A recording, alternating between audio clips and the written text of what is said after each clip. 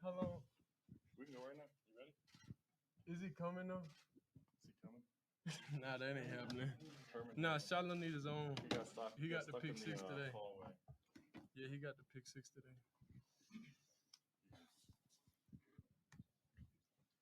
All right, we have Shadur Sanders and Alejandro Mata open for questions. Adam, go first.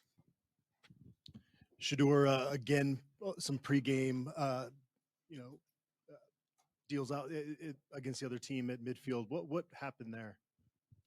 To me, they just wanted attention. Honestly, they just want to go viral, really. So that's all that really happened. Tyler King with the Denver Gazette. Shador, as you guys are heading out there for the last drive in regulation, knowing you have to go 98 yards, what's the message to the team in the huddle as with just 2 minutes left as you guys are going inside the game? Well, we do it in practice all the time, so it's not really a shocking or a surprise to it. It's just like, okay, we like those high pressure moments. Like that's what we live in, and that's. I wish the whole game was just straight that. Honestly, that's when I say we excel. But really, like in my own mind, I was thinking Brady mode. Like he does it all the time. I got to be able to do it. Just talking to him, just and really just representing him in that way. Hey, Shador McMillan, Fox 31. You talk about Tom Brady and all the work that you put in with him, and also coaches talked about you. This isn't the first time you've had a moment like this. Mm-hmm. It's just a bigger stage that now people can see it. What have you learned from Brady, and where does this rank in terms of moments that you've had in these kind of pressurized moments? Well, I say it's a lot of pressurized moments, but I remember the biggest moment I remember was two moments. When my dad was he was going through a thing with his foot. My freshman year, we threw a game-winning touchdown versus Southern, at Southern, and the SWAC championship, the Celebration Bowl last year.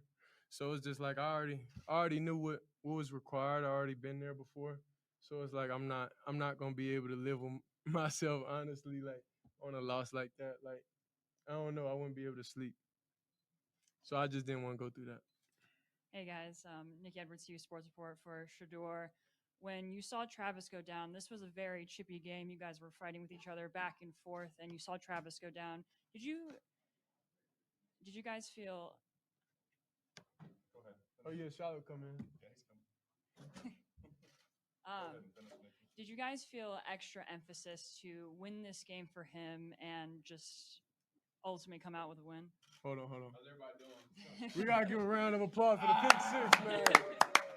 Clutch Brothers. For the pick six, man. He tried to do Dad's dance, but you thought he was gonna get I know. I was gonna extend that pick. I was just gonna go to the side like Madden, but I was like, this guy's mad and he's running pretty fast. Y'all hear me on the mic? Yeah. Yeah, that was close though. But at the end of the day, it's entertainment, and hey, them ticket prices was worth it today. So me and Shador just playing before. We was like, let's make it close today for the fans. Nah, I ain't say that. Nah, he capping now. You know, it's a script. You know. Nah, but when Travis went down, like it made me feel some type of way, honestly, because like you took like one of my brothers, on the offensive side, so it really hurt me a lot, knowing the work he put in and everything just leading up to the game, and knowing like you could always count on him in those moments. So now we have Mikey step up today, because I'm proud of him for just getting in the windows and understanding. So his number was called and he was ready to execute. Yeah, the bad thing about losing Travis, man, you lose such a crucial piece of our team. He's on offense and defense, so it's like you losing two players in one. So that was pretty rough, Shiloh, on your interception, were you about to high step? Were you trying to high step at one point? I was going to high step at that 40, just like Coachprime did, because, I got a Coachprime cleats on. So I was really thinking about it, but I was like, this isn't the NFL. So I can't do that, or I'm going to get a flag. So I was just like, let me just hurry up and just score, get the J6. And he was running fast and mad. And then a follow-up question for you. After that, their quarterback kind of settled in, and they started hitting a lot of those crossing routes all night. What kind of was working for them that you guys were struggling with tonight? I'm not sure exactly what it was, but we'll see in film. But Coach Kelly put us in great positions. He gives us good calls. We just have to execute at the end of the day. Yeah, the quarterback had a great game. Like, he stepped up to the moment. He stepped up to the occasion, and he did everything he was supposed to do. So I'm not trying to take credit away from them, but most of the touchdowns were, self-inflicted. It really wasn't none they was doing that special. Yeah. At the end of the day, they want to talk on their interviews. I'm gonna talk on my interviews. So it wasn't really none they was doing. It was just us. Like that's just how it's gonna be this whole season. We have the talent to be the best in this conference in the country, but we can only do it to ourselves. We got Mata here too. This though, by the question's way. for Alejandro Mata. He Alex doesn't Ramirez, miss. Mile High Sports Radio, the final word. Big kicks tonight, man. Awesome. You came through. Yo sé que hablas español también. Unos saludos a la gente allá en tu pueblo, por favor. Muchas gracias, muchas gracias. Bueno, muchacho. Sorry for my voice. I've been young. No, yeah, it was. I like to perform under pressure, especially when it comes to big kicks like that. I've been made like that. I want to be that guy when it comes to kicking, and I know behind this guy, he's gonna put me in the best position to do that. Mata, coming off the bench, is it more difficult coming off the bench like a pinch hitter in baseball? It's the hardest thing to do in baseball. Coming off cold, what was it like going up and then hit that 41er?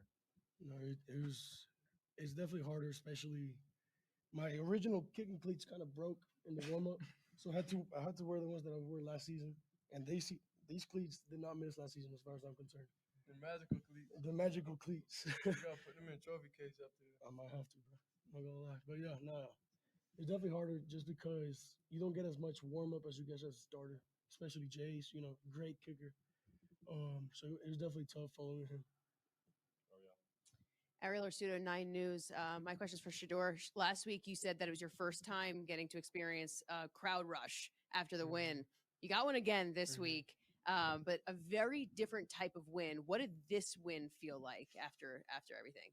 Well, first, I just want to thank God for just everything, for just keeping us healthy and stuff like that. I took a big hit, and He helped me stay healthy. So that was the first thing, but it just felt different. It felt like, man, we have no choice. We gotta win, and it feels like that all the time. But this the first time it felt like just lock in no matter what. Go out there and just handle your business, and that's it. Be accountable for your side of the ball. Be accountable for offense, defense. They did what they were supposed to do.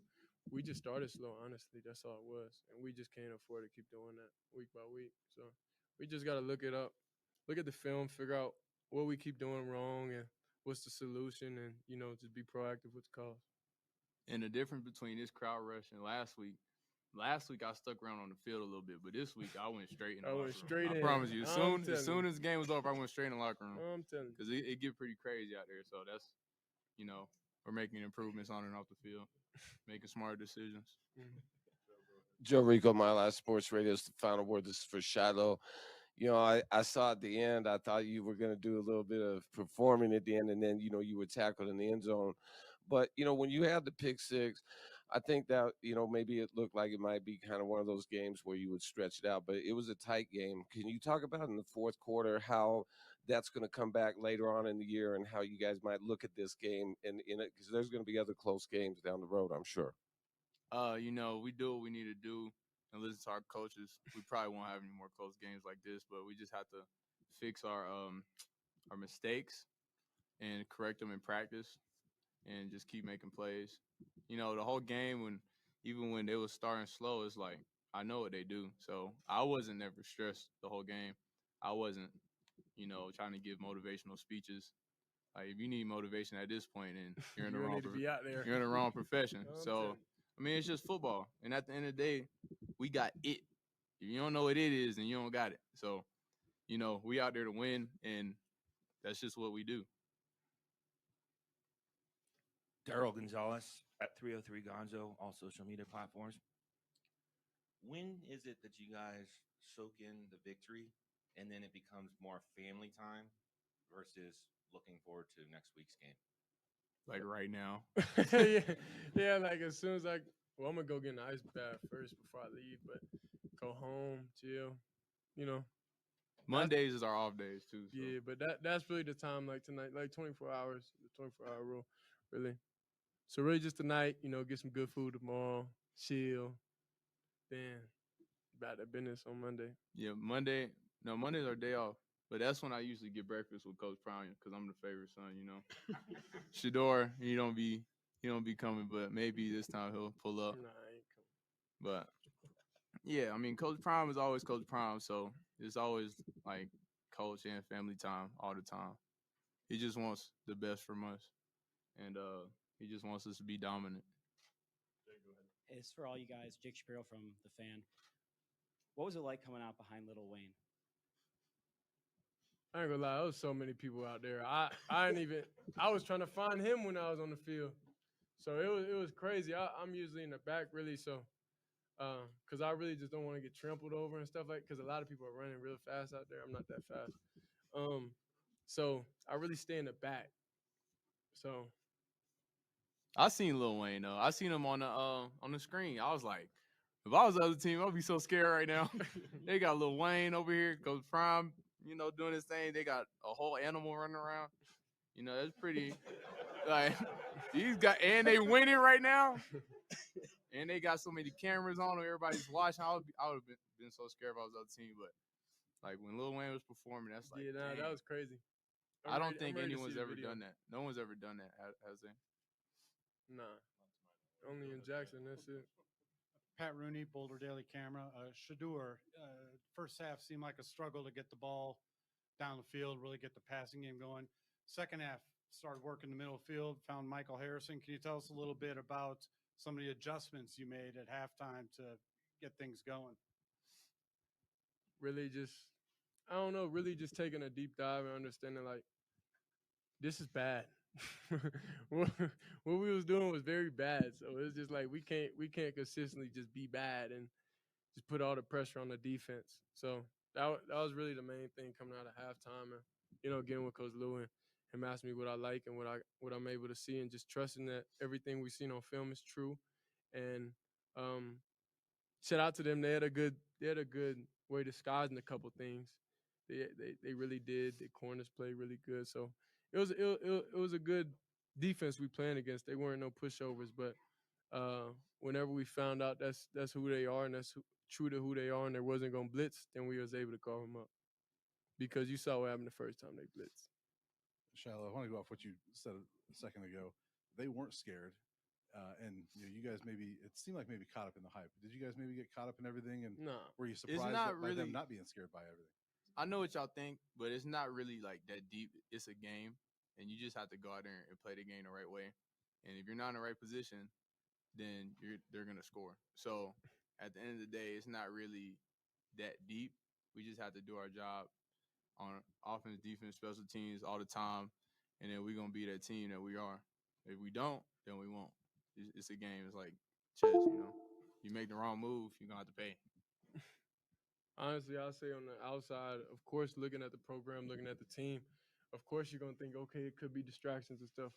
We know at the end of the day, we got to keep winning. Simple as that. Like if we stop winning, and all this stuff goes away, you know. So it's like we don't really have a chance to really enjoy it how everybody else that's not suiting up every day gets to, because if we don't go out there and we don't make plays, then that's just what it is. But I doubt we was distracted or felt overconfident that we was gonna beat them. It was just like we just making simple mistakes, and that's just how football is.